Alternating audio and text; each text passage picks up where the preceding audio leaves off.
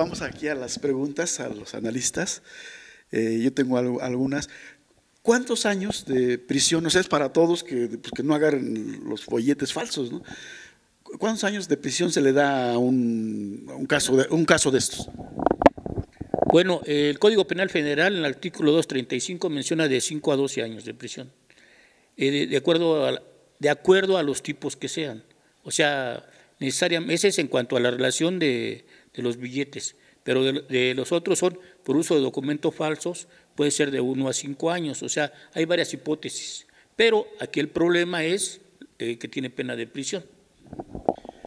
Se da el caso, por ejemplo, en la Ciudad de México, en Santo Domingo, todos lo conocemos, donde falsifican certificados, actas bueno, de todo.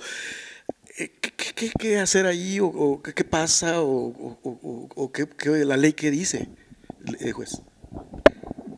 Bien, generalmente en la actualidad se están tomando una serie de medidas para que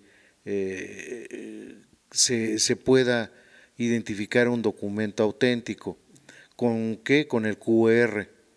En una cédula profesional ya trae un QR, aparte de muchas e innumerables medidas de seguridad que tiene, como es el papel, es un papel oficial que ya tiene esas medidas de seguridad. Si nosotros revisamos un billete, ese billete, bueno, pues tiene también esas medidas de seguridad en todo su estructura. Hay aplicaciones donde inclusive se analiza, se ve y se observa cómo un documento es auténtico o es falso. Hay inclusive cuando la carreta va caminando en el billete con la aplicación, ¿sí? Es decir, se ve y se puede observar si el billete es falso o no. Entonces hay muchas medidas de seguridad en la actualidad. Ahora una cédula profesional trae su QR y simplemente con una aplicación de un celular, ahí se puede advertir si el documento es falso o no. Hay que tener mucho cuidado en ese tipo de delitos que ya nos comentó el licenciado Medina, que es un delito federal, la falsificación de una cédula profesional, por ejemplo. ¿Cuántas veces se presenta este tipo de cuestiones?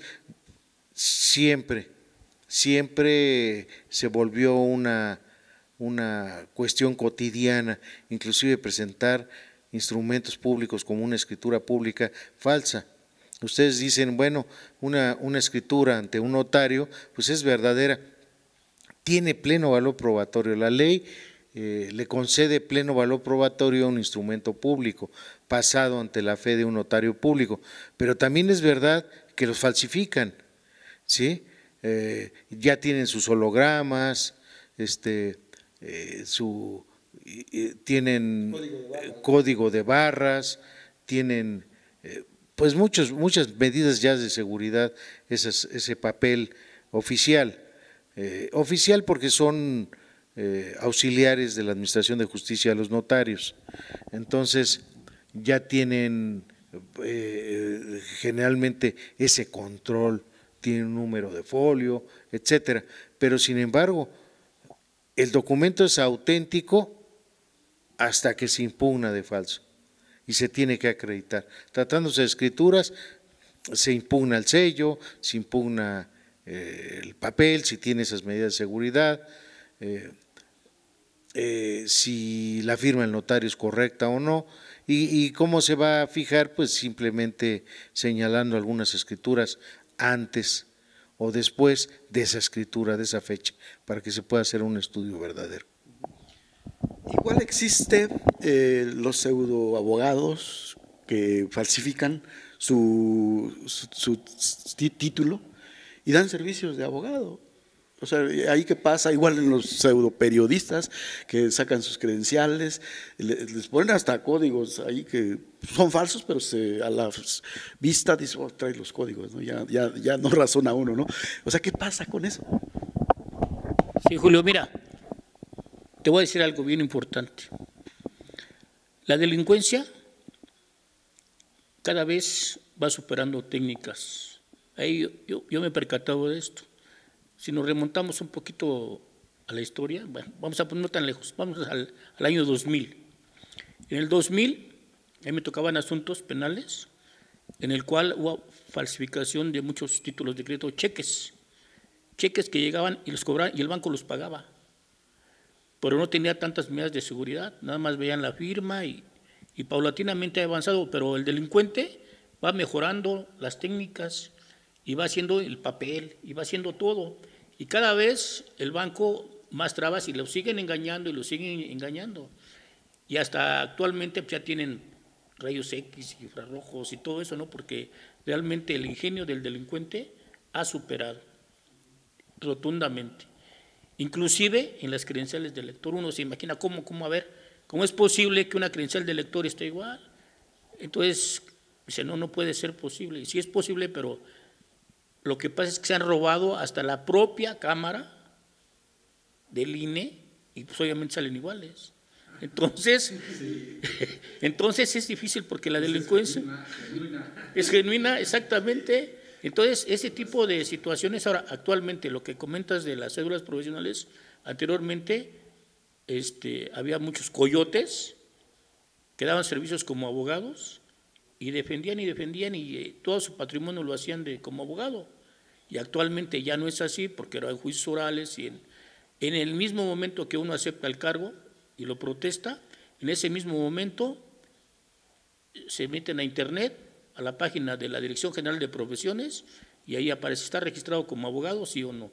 Es la única forma, que corroboren directamente, que es lo que mucha gente no hace, entonces son los problemas que van apareciendo.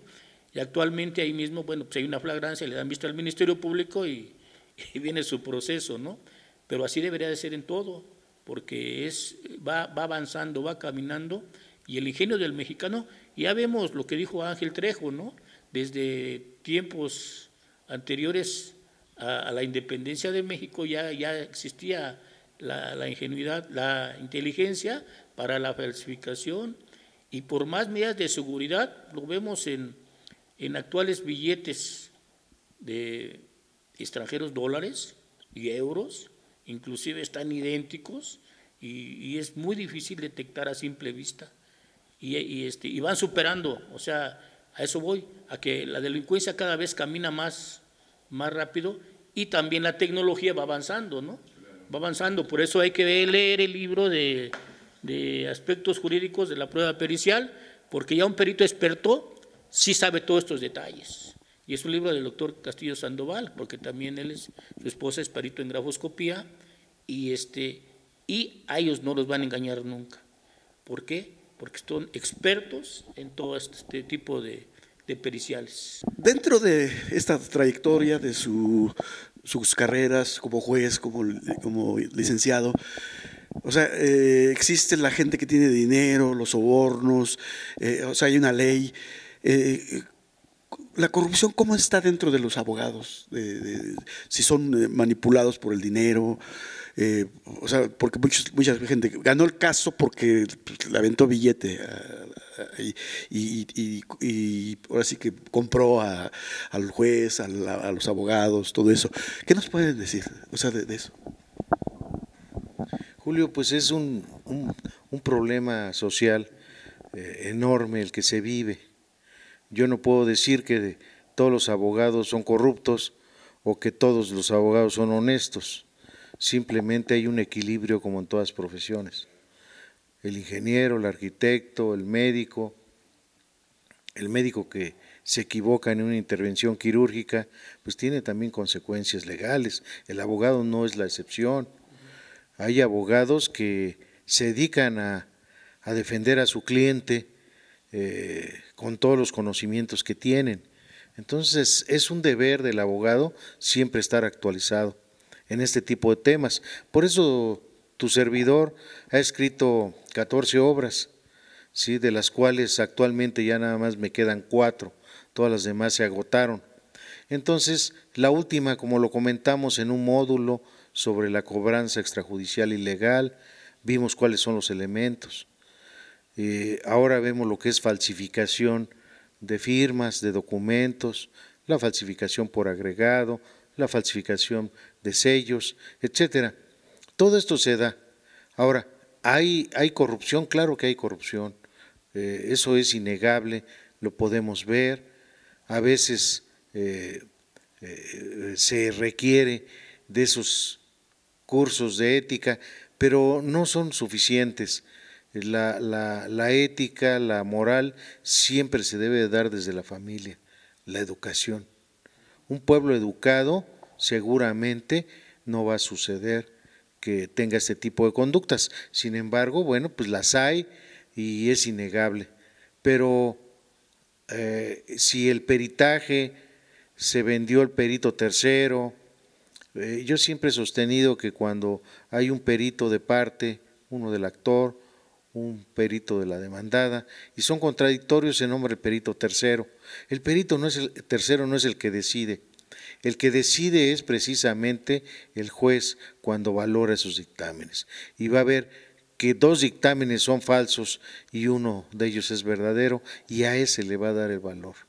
Hay inclusive el precedente judicial, antes jurisprudencia, que el conocimiento del derecho, que es lo que significa la jurisprudencia, pues simplemente se va a exteriorizar con los criterios del tribunal, máximo tribunal, que es la Corte, y donde ya se decidió que al juez le corresponde valorar este tipo de documentos, de este tipo de falsificación. Es importantísimo. Continuamos con la misma pregunta. ¿Qué nos puede platicar el licenciado Feliciano? Muchas gracias, Julio. Bueno, mira, te puedo decir algo bien importante. Luego hay veces que me pongo a pensar cómo es posible que un abogado esté vendiendo prácticamente una libertad a una persona, ¿no? Porque me he percatado de la situación, que mi superintendente ya sabe que es que un abogado me cobra determinada cantidad para obtener la libertad de mi familiar, y me está pidiendo 50,000 pesos. Y le digo, ¿sabe qué? Ya están engañando. Porque para empezar, ya está vinculado su familiar, y no es posible que un juez, el profesor, vaya a darle una libertad. Precisamente para evitar este tipo de corrupción hay juez de control y juez de ejecución, y ni siquiera tiene en sus manos, sabemos qué juez le va a corresponder dictar esa sentencia. Entonces no pueden saber ni siquiera qué juez lo va a sentenciar. Entonces ahí uno se da cuenta que le están engañando y le están sacando el dinero prácticamente, porque no es posible, no es posible. Anteriormente el sistema tradicional era un juez que sabía quién era juez, ¿sí? Pero a mí jamás me tocó ver que un juez recibiera una determinada cantidad por una libertad, y yo jamás menos le diría, ¿sabes qué? Yo no tengo libertad y no puedo garantizar nada. Hay algunos abogados que en un momento dado sí prometen, pero exponen su vida porque está en juego algo muy, muy preciado, y a muchos abogados los han privado de la vida. Entonces, por eso hay que trabajar, estudiar, y únicamente decir lo que puede uno hacer, conseguir una pena mínima o una sentencia absolutoria, pero nunca jamás comprometerse a una libertad, por muy sencillo que sea un asunto.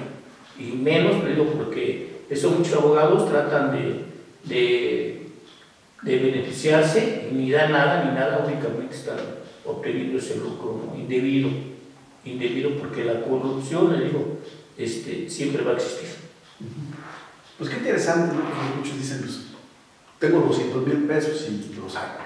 Pero como tú dices, hay que manejar la Biblia, o sea, las leyes, o sea, la Biblia del abogado, ¿no? Los códigos, todo eso. Yo siento que es la Biblia, aprendérsela bien y ser con mucha ética profesional. ¿Tu punto de vista cuál sería?